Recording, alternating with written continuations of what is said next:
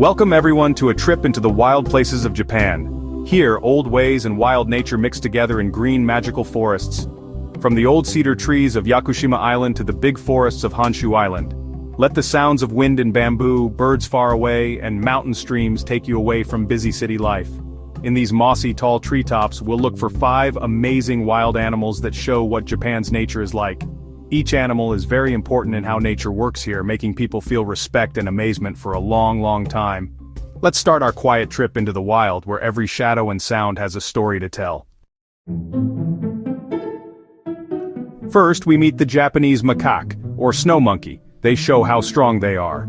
These monkeys live well in Japan's coldest places. Their thick fur and living together in groups helps them get through cold winters. Groups are led by a top male monkey. They clean each other's fur.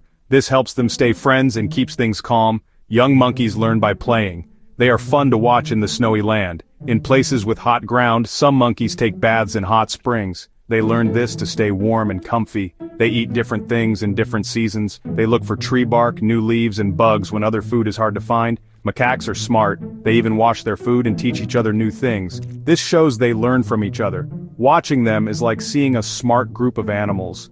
They are very strong and good at living in different places. They have learned to live well in places where it's hard for many animals. The snow monkeys show us how important it is to change and to stick together.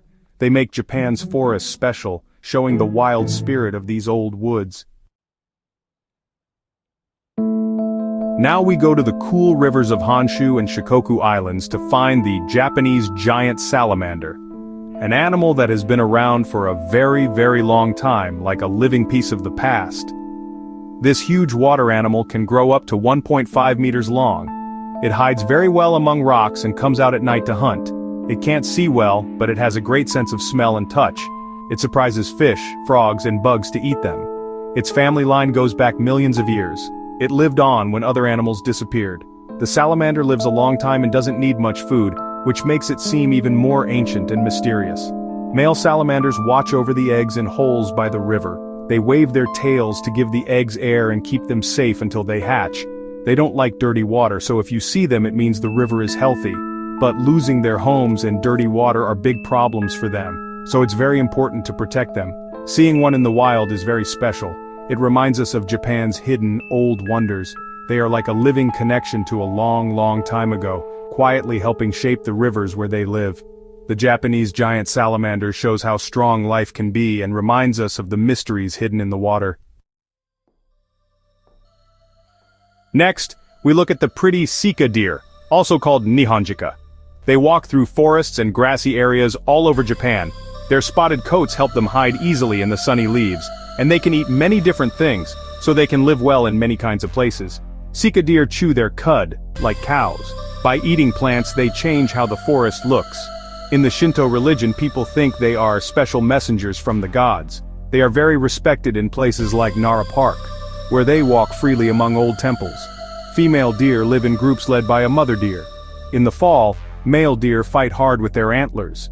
It's a very wild sight. They grow new antlers every year and lose the old ones. It's amazing how they grow back, and big antlers show a male is strong. Sika deer are very important for nature. They affect what plants grow, and are food for other animals that hunt or eat what's left behind. Sometimes there are too many of them. This reminds us that we need to keep a good balance between nature and what people need. Watching a careful mother deer or a proud male deer shows us an animal that fits perfectly in its home. Their presence really shows the wild spirit and old traditions of Japan's forests. They are like a living link between nature and old customs.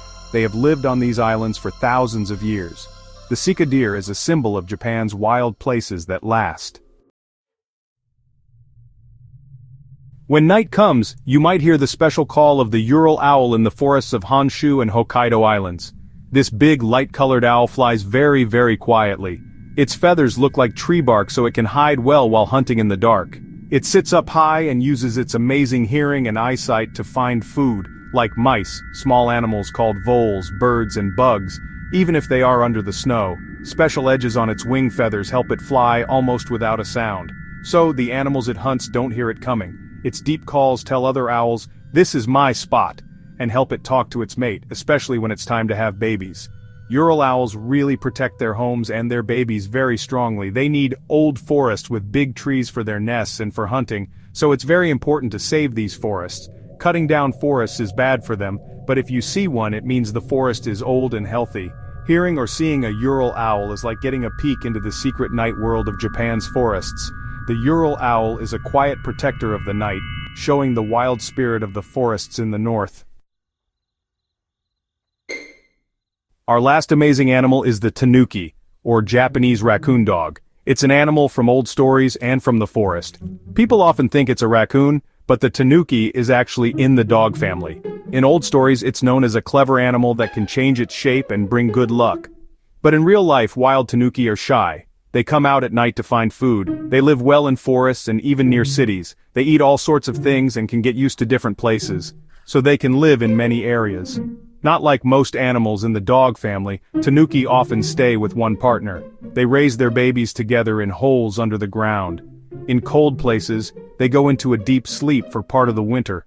They use the fat stored in their bodies to live through it. Even though they are good at surviving, they have problems like losing their homes, getting hit by cars, and getting sick. But they are strong and can keep living in places where other animals can't. The tanuki connects old stories with real life. It shows both the magic and the everyday parts of Japan's wild areas. Seeing one when the sun is going down is like seeing the real animal behind the old tales. Now that our trip is over, we feel amazed by how beautiful and different Japan's wild nature is. From the snow monkeys to the giant salamanders, sika deer, Ural owls, and tanuki, each animal shows us a special world that is part of Japan's nature. These forests are busy places full of stories and amazing things. There's always more to find out and more that we need to keep safe. Thank you for coming with me, Marilyn Robin, on this calm trip through wild Japan. Until we explore again, I hope the wild spirit of these forests makes you feel inspired.